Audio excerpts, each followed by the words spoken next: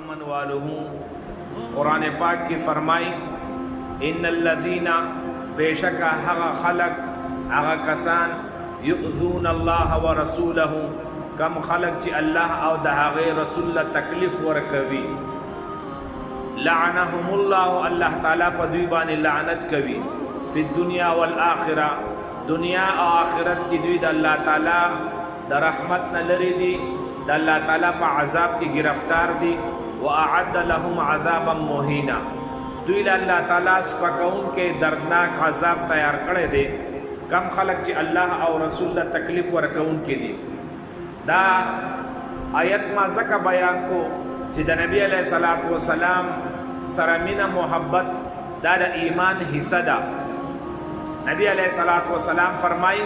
لا یؤمن احدکم حتى اكون احب الیه من والده وولده والناس اجمعین تاسو کې هرگز سو کامل مومن نشي جوړې دي ترسو پوری چیزه هغه ته زیات خوب نشم هغه ته د هغه نه د هغه د بچونا د هغه د مور پلارنا او د ټولو خلقو نه ورته ذات پیغمبر ورته نبی خوب دغه سړی هغه کامل مومن نه دی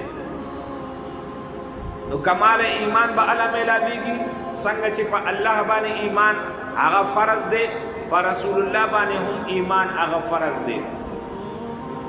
که سړی لا اله الا الله وای او محمد رسول الله نه وای نو دا سړی مؤمن نه دی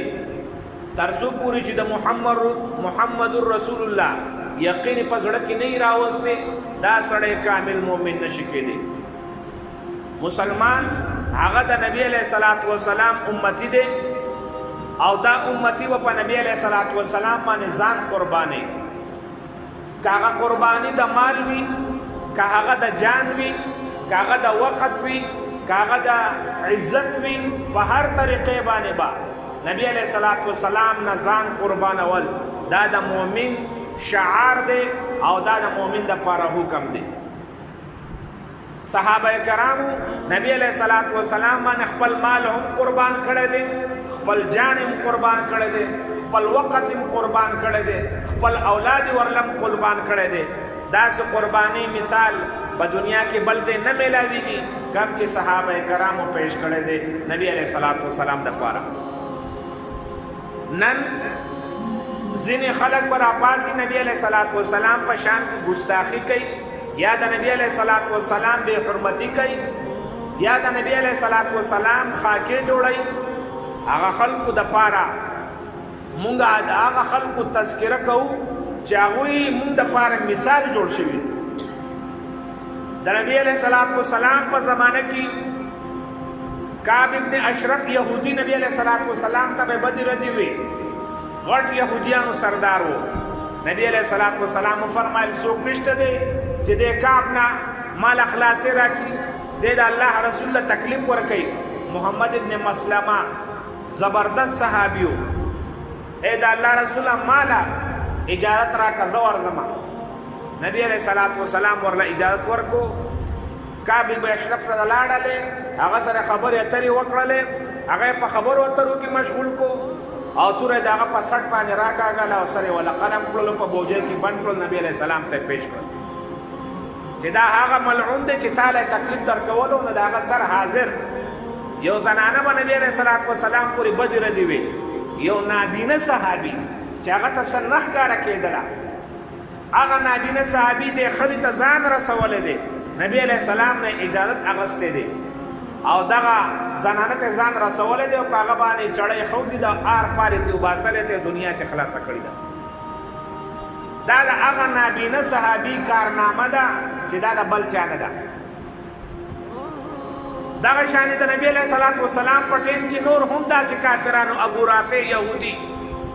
نبی علیہ الصلوۃ والسلام ابو رافع نه به ما څوک خلاص کی دا د مدینه تاجر یهودي آرامیو او د نبی علیہ السلام پورې به شعرونه او خبرې تړلې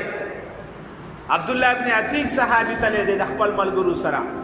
دا هغوی قلا ته ننوتی دی دا اوږده قصه ده او هغه ته ننوتی دی شپه هلته تېره کړې ده دی په کور کې په کوټه کې ملاستې دی ورته پټ ولاړ دی او د شپې ورته آواز کوي د دې نظر لږ کمزوری و چې دې کم دی نه اواز ورله ورکړو هغه ته څوک کې دې لاړلی و هلته سړی د هغه په سینه باندې کېښود او زور یې ورله ورکړلو آر پارې کې وباسه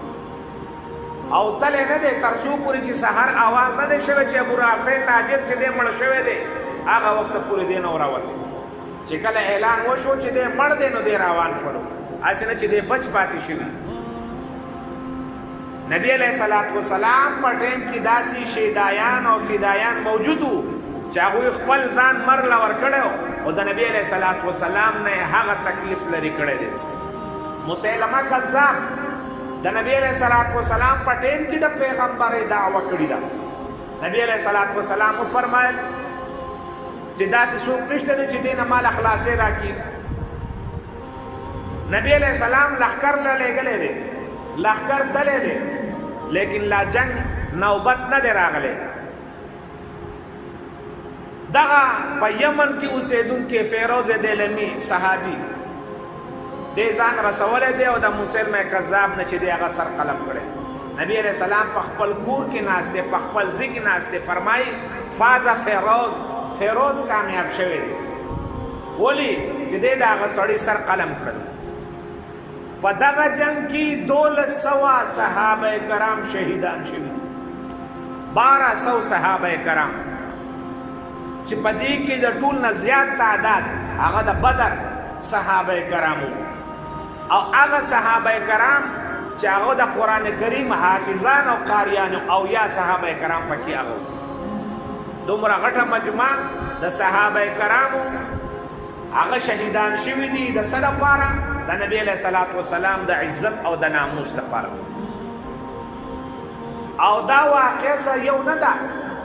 دا واقعات بار بار راغلی دي یهودیانو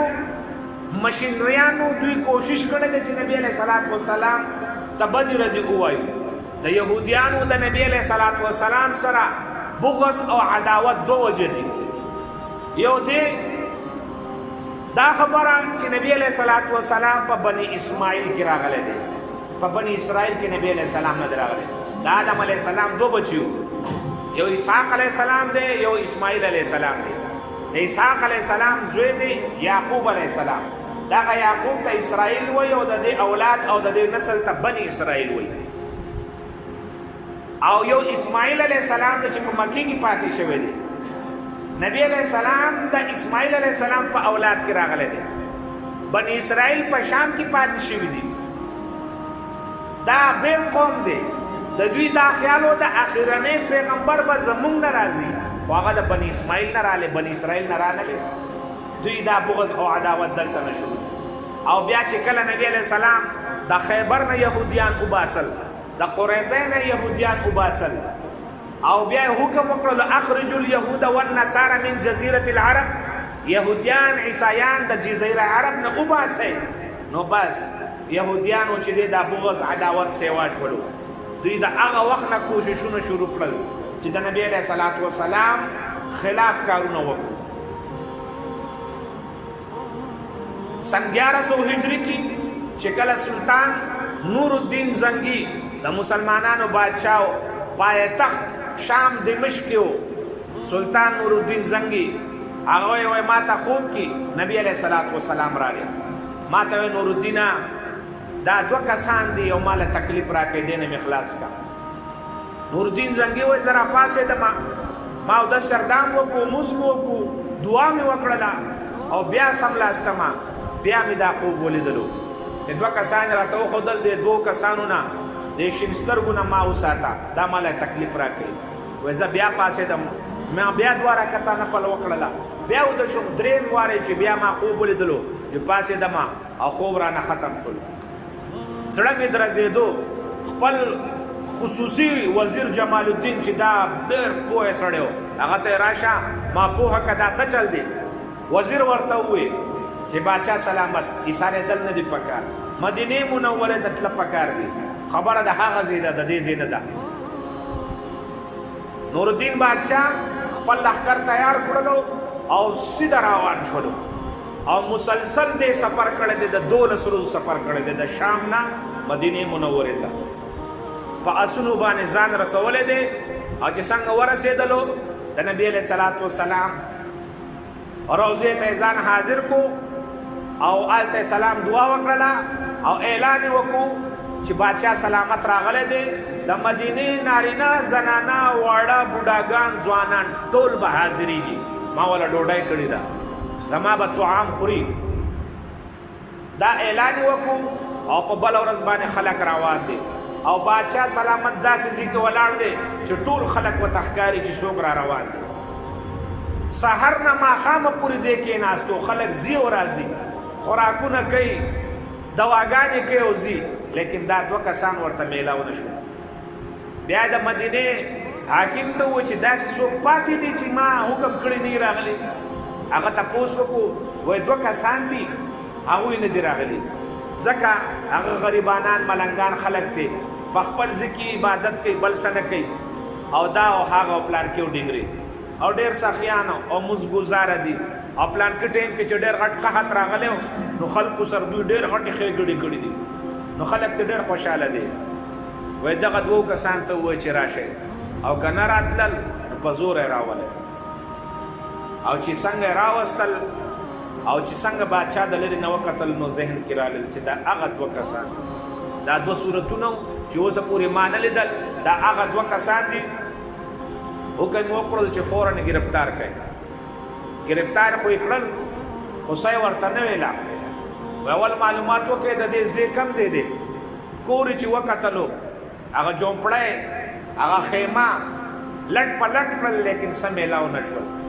نورالدین زنګي بادشاه ډېر پریشانه شولو مونځ یې وکړلو جړا فریاد یې وکړلو چې ای الله ما ته څه مخامخ کې چې زه خو وپېژنم چې دا څه چل دی او دعا نه پسې بیا حکم وکړو چې بیا دا ټول ځای وګورئ خلک حیران دي چې بادشاه ولې دا کار کوي دوه کسان یې رانیولي دي او دا کار وسل کوي او دا خو ډېر ښه خلک دی چې ټول کور یې وکتلو مسلې را اوچتې کړلې مسلې د لاندې غټه ګټه لکه داسې غټه تبۍ پرته وه کسان وایي چې په دې باندې مسلې ښودې ده نورالدین زنګي وایي چې دا کاڼې اوچت کوي چې کاڼې اوچت کول خلک حیران شول غټه یو ښکته سورنګ روان او د دې کور نه دا سورنګ روان شوی دی او د نبي علیه السلام قبر ته رسېدلی دی نورالدین زنګي بادشاه دغه سورنګ کې اول خپل روان شولو او هغه ځای ته یې ځان ورسولو چې د نبي علیه السلام قبر ورته مخامخ وښکته نه بل تاریخي روایت کې دا دی نورالدین بادشاه چې وکتلو چې د نبي علیه السلام خپې مبارک ښکاري نو دی د نبي علیه السلام خپې مبارک ښکل کړلې او بیا یې پټې کړلې او حکم یې وکړو چې باید دا دوه کسان د دوی سر قلم کوي هلته یې حلال کړل غټه څرمن یې خوره کړله د اوښ او په هغه د پاسه یې شګه واچېده چې دا وینه جذب کوي او نورالدین بادشاه هغه ډېر سخت غوسه و وایي دا صرف په دې نه کېږي دا ټوټې ټوټې کوي او دې ته اور ولګوئ چې دا ایره شي مکمل یې چې ایره کړلو نو د هغه غوسه سړه شوله او بیا هغه سورنګ هغه یې بند کړلو د نبي علیه صلات وسلام د قبر نه ګیر چاپېره تر دې اوبو پورې یعنې ښکته پورې مضبوط دیوالونه هغه د اوسپنو یې جوړ کړل سیسا پلای دیوار چې وته په هغې کې سره زر او سپین زر او پیتل او هر څه یې پکې واچوله داسې مضبوط جوړ کړو چې را روان وخت کې څوک دا اراده ونه کړي دا پلیته اراده ونه کړي د دوو کسانو ورته وویل مونږ عیسایان یو او بادشاه را لېږلی و غټ مال یې را کړی دی او دا یې راته ویلي چې دا کار وکړه د نبي علیه السلام دا جسم مبارک راوړه او مسلمانانو ته بیا مونږ وایو چې د چا پیغمبر له تاسو سلامونه کوئ نو هغه خو ولټوئ شپې او که نه او چې مونږ سره پروت یې نو ښه به یې بېعزته کړو بادشاه سلامت و سر داسې کار وکړو چې په تاریخ کې دا واقع اوس مشهوره ده چې نورالدین زنګي چې کم کار کړی دی داسې بل چا نه دی دا هغه خلک دی چې بظاهر تا سره به مینه محبت ساتي بظاهر به ستا سره د اخلاق معامله ساتي لیکن ستا د وینې دشمنان دي ستا د دین دشمنان دي ستا د بنیاد دشمنان دي زمونږ ډېر خلک هغه په دې خوشحالېږي چې ما د پلان کې یهودي سره یارانه ده عیسائی سره مې یارانه ده لیکن تا ته پته ده چې هغه ستا د بنیاد دشمنان دي ابن حجر اسقلاني رحمه الله واقع لیکلې ده منګولي او شهزاده دا تاتاریانو کې پاتې شوی دی هغه عیسائی کېدو غټ یو تقریب کړی دی پادري چې دی هغه تقریر کولو او تقریر په ټیم کې دی د نبی علیہ الصلوۃ والسلام ګستاخی وکړه او بدی ردی ورته وي الته هیڅوک نو مسلمان دغه پادری او خلک وتناسته او خلک عیسایان کیږي دغه ټیم کې اوس په الته تړلې شوی هغه سپي غپاره شروع کړل چا ورته وایي چې تا د نبی علیہ السلام د یو ښه عزتمن سړي بې عزتي وکړل ځکه دا سپی په تا پورې غاپي هغه وایي نه ما دا لاسونه ړقول چېرته دا سپی په دې پریشانه شوی دی چې دی چېرته په ما حمله کوي ځکه دی بیا ګستاخي شروع کړله دغه سپي چې دی رسۍ ماته کړله په دغه پادري باندې حمله وکړله پادري نه بیخي ساه وباسله غیله یې پرېښودو خلکو چې دا وکتل نو پوهه شول چې دا د نبی علیہ الصلوۃ والسلام لپاره سپی هم چې دی هغه ځان پیش کړلو هغه ټیم کې 40,000 عیسایان چې دی هغه مسلمانان شول 40,000 عیسایان مسلمانان شول یو زناور د نبی علیہ الصلوۃ والسلام عزت پیژني یو زناور د نبی علیہ الصلوۃ والسلام عزت او عظمت او شان پیژني کم خلق چې د نبی علیہ الصلوۃ والسلام عزت نه پیژني دا خلق د ایمان نه خالی خلق دي قسم دې دا خلق د غیرت نه خالی د دین غټ بے غیرت سړی په دنیا کې نشته کم سړی چې د نبی علیہ الصلوۃ والسلام په نوم باندې په ذات باندې ننګ ونه کو د دین په دنیا کې بے غیرت سړی نشته کم اصل سړی نشته راجپال د پاکستان جوړېدو نه مخکې یو داسې یو هندو چې هغه ډېر ښه کتاب لیکلی د نبی علیہ السلام په شان خلاف رنگیلا رسول نوم یې عطا الله شاه بخاری رحمه الله هغه ټیم کې مشهور عالم و بیان وکړو د لاهور خلکو تاسو به خدای نه بخي ستاسو په علاقه کې یو سړی نبی علیہ السلام خلاف کتاب لیکلی دی او تاسو لا ژوندي یو ټانګې والا کس چې د هغه نوم غازی علم الدین دی غازی علم الدین د هغه ملګری او دی دواړو ښه بیل بیل ځان له منصوبه جوړه کړله چې مونږ به زو دا سړی به وایو یو بل ته څه نه دي ویلي او روان شوي دي او ښه تیاری کړی دی او تپوس یې کړی دی چې دا راجپال هندو پنډت په کوم ځای کې اوسېږي معلومات یې وکړل هغه ځای ته یې ځان ورسولو او بیا ډېرې خبرې نه دي کړې صرف تپوس کړی چې دا دی وایي او دغه دی په هغه باندې د چوړکو دومره ګزارونه وکړل چې حیا یې ګیا کړله ختم یې کړ او بیا هلته ناست دی خلکو ته وایي ته دلته نه وځه وایي نه پولیسان چې دی هغه ټیم د عیسایانو حکومت نیولی دی جیل ته تللی دی وکیلان والا اوچت مقرر شوي دي قائد اعظم محمد علی جناح غونته کې وکیل ورله مقرر شوی لیکن هغه سړي ووایي چې ما چې څه کړي دي ما کړي دي وایي ته انکار وکړه وایي انکار ولې کوم په پوره ژوند کې مې یو نیکي کړې ده او د دې نیکۍ نه زه انکار وکړم دغه نیکي مې کړې ده چې دې نه انکار وکړم خو د ایمان نه مې انکار وکړو دا کار ما کړی دی غازی علم الدین له پانسي وشوله هغه شهید شولو لیکن دا تاریخ کې د غازی علم الدین غونته کې د ځوان نوم اوس پورې موجود خلک اوس هم میانې قبرستان لاهور ته ځي هغه ته دعاګانې کوي غټ تعداد کې خلک ځي دا ولې دا په نبی علیہ السلام باندې مین سړی کم خلکو چې د نبی علیہ الصلوۃ والسلام ګستاخي کړې ده دا خلک په دې دنیا کې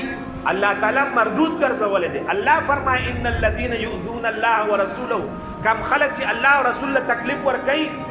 الله تعالی فرمایي لعنهم الله الله تعالی په لعنت کوي چې الله په لعنت وکړو نو بس دې سړی ته پزمکه د اوسېدو حق نشته دی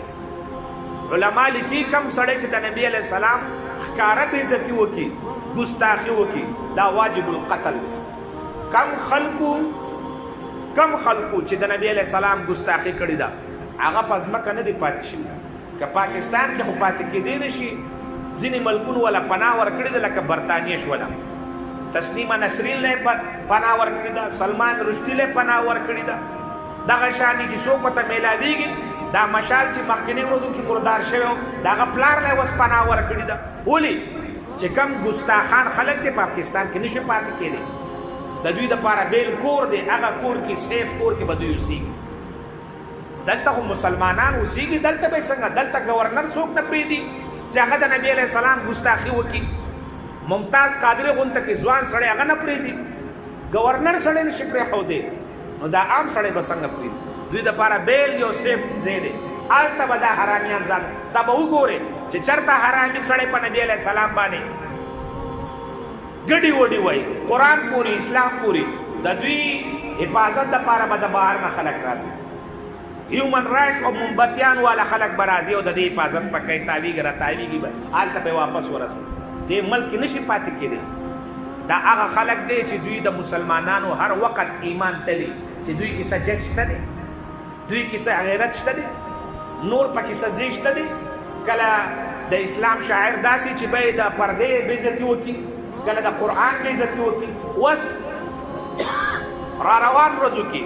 په نومبر کې هالینډ والا باقاعده یو مقابله مقرر کړې ده د هغوی د پارلیمنټ یو رکن ګیرټ ویلډر هغه باقاعده یو قرارداد ورکړی دی پاس کړی دی او د نبی علیه الصلاة والسلام خاکي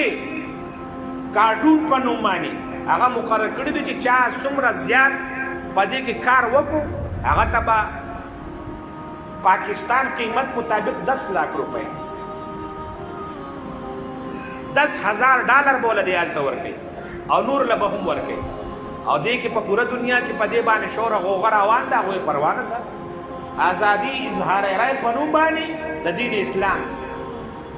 بېعزتي کوي چې مونږ ورته په هولوکاسټ باندې بحث کوو په دې بحث مه کوئ خلک مړه شوي دي او تاسو په دې ګپ لګوئ مونږ ګپ نه لګوو مونږ به ګپ لګوو نو ته خفه کېږې او زما د پیغمبر په نوم باندې ته ګستاخي کې ګډې وډې پسې وې زما زړه په دې خفه کېږي د مسلمان سړي زړه په دې خفه کېږي ته په دې بحث کې ورته وایې ازادي اظهار رای دی دا څنګه دا څه قانون خو نه دی چې په تا پورې خبره کومه نو بدې خبرې دي او چې زما په پیغمبر پورې کې نو ټیک دي په سند کې یو سړی و دغه شانې ګډې وډې ویلې و خلکو وجلو نو پولیسان راغلل هغه بوتلو دغه شانې یو بل ځای کې و هغه سړی قرآن وسوځولو خلکو ونیولو نو پولیسان راغله بوتلو جیل ته بوتلو نو هغه علما پسې رال چې دا ولي وایي دا لیونی دی او هغه وایي هغه هم لیونی نه دا لیونی سړی به قرآن سوځوي دا لیونی سړی به په نبي علیه السلام پورې خبرې کوي دا لیونی سړی به په قرآن چا خو په قائد اعظم پورې خبرې ونه کړلې چا خو په وزیر اعظم پورې خبرې ونه کړلې چا خو دا ونه وی چې دا کور ستا شو زه لیونی یم زه پکې نه اوسېږم ته په دې کې اوسېږه چا خو دا ونه وی چا امریکې او برطانیې ته بد ردي لیونی به راځي نو دین اسلام ته بد ردي وایي دا لیونی نه دی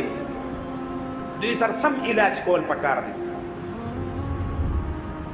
ښه مضبوط علاج ولا کول پکار دی اله به دا خلک ټیکېږي او مسلمانېږي که د نبي علیه السلام په ټیم کې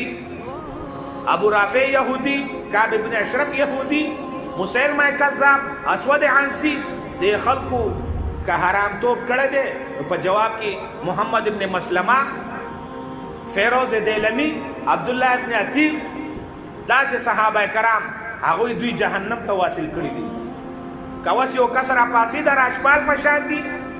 د یوسف کذاب په شان دي دا خلک راځي چارلی هبډو په شان خلک راځي او وایي موږ دا کار کوو نو الحمدلله الله تعالی دې قوم کې داسې کسان پیدا کړي چې غازي علم الدین په شانتي دي هغه ممتاز قادری په شانتي دي هغه عامر جیمه په شانتي دي دا هغه غازیان دي چې دوی ځان ورکړلو د نبي علیه الصلاة والسلام دپاره خو کافران ختم کړل د کم خلکو چې دا کار شروع کړی دی د نبي علیه السلام ګستاخي دا یاد ساتئ چې چاته موقع میلاویږي سر ته قلم کول پکار دی دا واجب القتل دی دا کم کافر سړي ګستاخ سړي چې د نبي علیه الصلاة والسلام په شان کې ګستاخي کړې ده په هالینډ کې ناست دی نو چې چاته موقع میلاو شوله دې سړي ته جنت میلاو او تاسو مسلمانان ته دا عرض کوم چې زمونږ څه ذمهواریانې جوړېږي او یو ذمهواري دا ده چې مونږ د نبي علیه الصلاة والسلام په سنت طریقو باندې راشو په اسوه حسنه باندې عمل وکړو سبا مونږ باندې څوک ګوته کېږدي مړه موږ ته څنګه مسلمان یې ته خو خپله د نبي علیه السلام خلاف روان یې چې دا تنقید را باندې څوک ونه کړي هر مسلمان ته پکار دی چې نبي علیه السلام په سنت طریقو راشي او دویم دا دی چې ملک پاکستان نه هم دا مطالبه کوو او خپله هم چې ګستاخان رسول د اسلام سره چې کم خلک دشمنی کوي د دوی ملکونو سره مکمل بایکاټ پکار دی سفارتخانه بندول پکار ده، که فرانس دی، که هالند دی، که اسرائیل دی، که هر یو دی، دوی سره مکمل تعلقات سفارتخانه بندول پکار ده. او درېیمه اهمه خبره هغه دا دی چې د دوی د مصنوعات مکمل بایکاټ پکار دی. دا نن چې دی دونه پړسېدلی دی او ستا خلاف لګیا دی، نو دا تا مس کړی دی مسلمانه، ستا په پیسو باندې دی مزې کوي، ستا په پیسو باندې دا سړی مزې کوي. نن د ملټي نیشنل کمپنیز دلته پاکستان کې دومره ګټه وړي چې دومره ما او تا نه ګټو. موږ به پخوا په کابلیانو پورې خبرې کولې چې هغوی راغلي زموږ کاروبار، زموږ نه زیات کاروبار دې یهودیانو خراب کړی دی، دې یهودیانو کاروبار خراب کړی دی. زه تاسو ته دا وایم چې دا خبره یاد ساتئ. څومره ملټي نیشنل کمپنیانې دي او څومره چې یهودي مصنوعات دي، د دې مکمل بایکاټ دا چې ما او تا کوو ایله به دوی ته نقصان رسېږي. یو پمپ دی شیل پمپ، دا د هالینډ دی، 70% دلته نه ګټه دوی هلته وړي. چې صرف د دې بایکاټ وکړي نو تاسو ته پته ولګي چې دوی کینی او که نه کینی، دوی په دې خپو باندې کینی او دوی معافي غواړي او که نه غواړي. یو ټایم کې ټیلینار والا هم وایمه کړې وه، علماو پې فتوا ورکړل چې دا مه استعمالوئ، مونږ خپله پرېښودو، پوره پاکستان دا بین کړی و. هغوی په مافیانو باندې ستړي شول، په مافیانو باندې چې مافیانې وغوښتلې وایي چې به یې څه کوئ مونږ دا کار نه کړی دی نه کوو، بس خبره ختمه. دا خلک به ایله دې ځي ته راځي. نو څومره چې هم ملټي نیشنل کمپنیز دي لږ ځان ایښ کوي،